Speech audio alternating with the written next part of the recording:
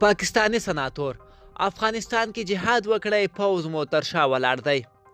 د پاکستان سناتور برسیټر سیف د پاکستان سنا ته د وینا پر مهال ویلي وسله راپورته کړئ او په افغانستان کې جګړه وکړئ، د پاکستان پوځ مو تر شا ولاړ دی.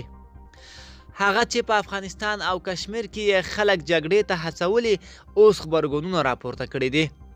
د خیبر پښتونخوا مخکښ سیاستوال افراسیاب خټک د نوموړي څرګندونو ته په غبرګون کې ویلي د امکو ام غړي برسټر سیف چې عام خلک په افغانستان او کشمیر کې جګړې ته هڅوي، د خپل ګوند مشران او ډیری غړي د همدې جګړې له وجې په بهر کې وخت تیروي.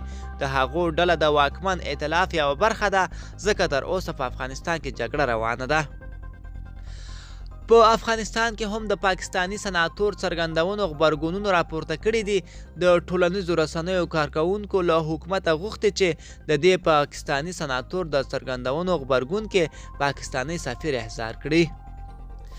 ملګرو، دا وه زموږ چمتو شوی ویډیو. د لا ښکلو ویډیوګانو لپاره زموږ چینل سبسکرایب کړئ.